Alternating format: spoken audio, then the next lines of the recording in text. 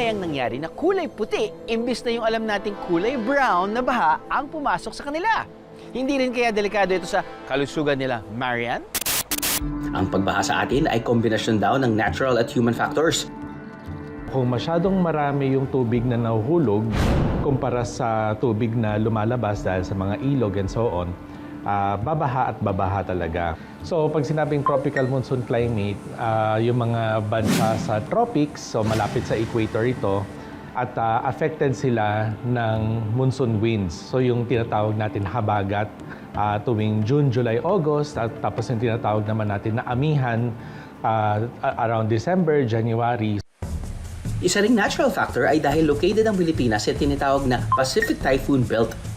Tayo yung kumbaga nasa bungad ng typhoon belt na to. Kaya definitely tayo yung tinatamaan ng madalas. Sa mga panahong ito, mas naka-experience ng malalakas at mas matatagal na pag-ulan na nagli-lead sa pagbaha.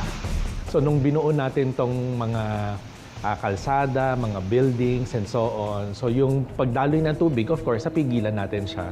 And ito yung human cost. So ang nangyari lang is nadagdagan natin yung pagbabaha. Sa barangay na ito sa Batasan Island ng Tubigon, Bohol, may kanya-kanyang paandar. Ang iba, nagsasayaw sa gitna ng baha. Wow! Habang ang iba, nagsiswimming pa sa gitna ng kalsada. Ang tubig baha raw kasi rito, crystal clear sa linis. Aba, iba nga naman. Pero ang nakalulungkot na katotohanan, ang bahang ito patuloy raw na tumataas. Dahil ang baha ay dala pala ng dagat. Nagsimulang lumubog ang isla matapos yanigin ng malakas na lindol ang Bohol noong 2013. Ngayon, below sea level na ang sitwasyon at apektado na ang kabuhayan at maging pag-aaral ng mga tao roon. Ang mga residente sa Batasan Island, pinayuhan ng lumikas at iwan na ang isla. Balikan natin sila, Marian. Nung nililimas na po namin palabas yung tubig, nagtataka na po sila. So yung nilalabas na po naming tubig is kulay puti. Nagtataka sila kung ano po, bakit po ganun yung kulay. Biro pa niya.